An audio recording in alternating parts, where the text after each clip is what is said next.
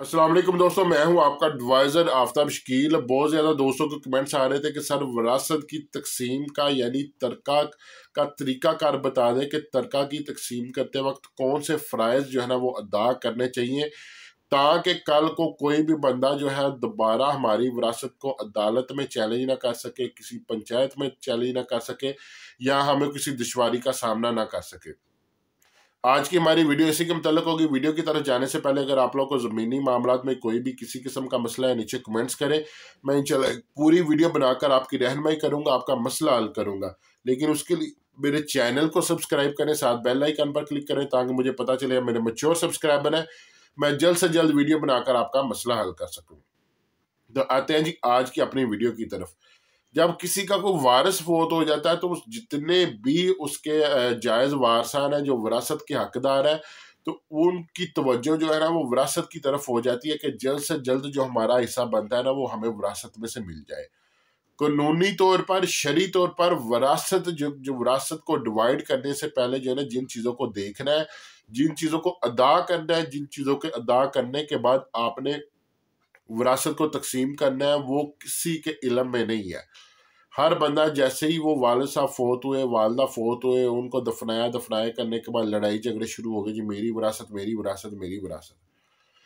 सबसे पहले नंबर पे क्या जी, सबसे पहले नंबर पे ये है कि अगर आपके वालिद वालदा फोत होते हैं, जायदाद छोड़ जाते हैं, आपको इल्म में है कि उन्होंने किस किस बंदे के पैसे देने थे या आपके इल्म में नहीं है, तो सबसे पहला काम ये है कि आपने ये पता करना है कि मेरे वालिद या वालदा ने किसी के कोई पैसे तो नहीं थे देने, किसी का कोई कर्जा तो नहीं था देना, किसी की वो रकम तो अदा करने वाली नहीं थी।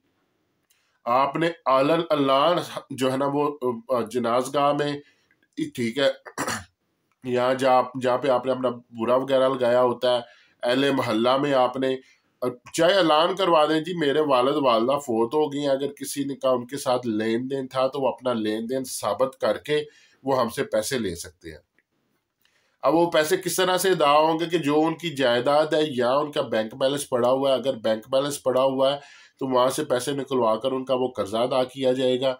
अगर उनका कोई बैंक बैलेंस नहीं है तो उनकी जायदाद है तो जायदाद को फरोख्त करके उनके वो जो है ना वो पैसे जो है ना वो अदा किए जाएंगे। दूसरे नंबर पे क्या जी, दूसरे नंबर पे ये होगा कि आप अपनी वालदा से पूछेंगे जी हमारी वालिद साहब ने हक महर अदा कर दिया था।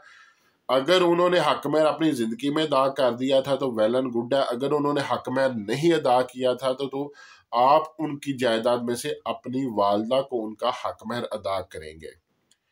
तीसरे नंबर पे क्या जी, तीसरे नंबर पे यह है कि उनकी जो है ना वो दफनाने में जितना भी खर्चा आएगा वो उनकी जायदाद में से जो है ना वो अदा किया जाएगा।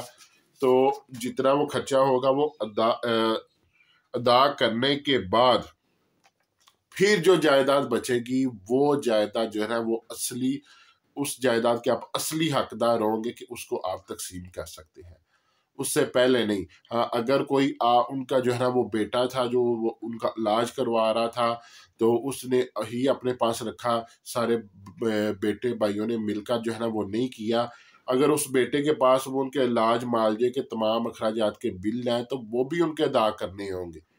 कानूनी तौर पर, असूली तौर पर हक यही बनता है कि उस बच्चे ने अपनी जेब से इलाज करवाया तो जो उसका खर्चा आया वो उसका तखमीना लगवा कर वालिद की जायदाद में से उसको वो पहले उसका खर्चा दिया जाएगा, उसका वो हिस्सा दिया जाएगा, उसके बाद विरासत तकसीम की जाएगी। अगर कोई बेटा बेटी ऐसा नहीं करता, उसका हक अदा नहीं करता, कर्जा नहीं देते, अगर किसी बंदे ने कर्जा लिया है वो बंदा फोत हो गया तो वो उसकी औलाद से बोले जी कर्जा दे, वो अगर वो कर्जा नहीं देते तो वो उनके खिलाफ अदालत जा सकता है, वो उनकी विरासत टूट टूट सकती है, टूट के वो विरासत उसका कर्जा अदा होगा फिर होगी। इसी तरह से अगर कोई बेटा बेटी उसने वालिद का इलाज करवाया, उसका वो अखराजात पूरे नहीं हो रहे, वो भी अदालत में जाके अपने अखराजात ले सकता है वालिद की विरासत में से। तो ये तमाम मामला करने के बाद जो है ना वो आप विरासत तकसीम करवा सकते हैं। आप लोग के प्यार मोहब्बत को देखते हुए कि सर अपना नंबर, व्हाट्सएप नंबर दें, तो वो मैंने ऑन कर दिया। मैं आप किसी भी मसले के लिए मुझसे रब्ता करने के लिए 030022666701 ये मेरा नंबर है। आपकी मुझसे बात रात को 7 से 10 बजे तक हो सकती है।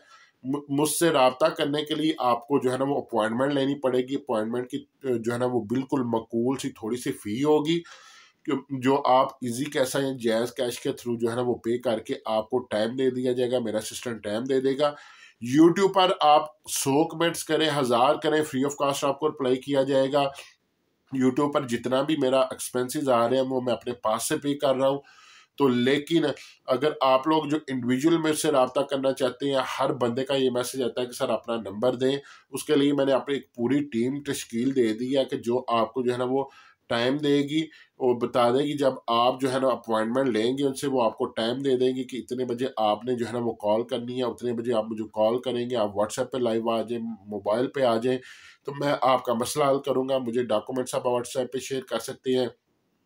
तो आपका जो भी किसी किस्म का मसला होगा तो मैं इंशाल्लाह आपका हल करूँगा। तो मिलते हैं अगली वीडियो में, अपना ख्याल रखिएगा। फ़ी अमानिल्लाह।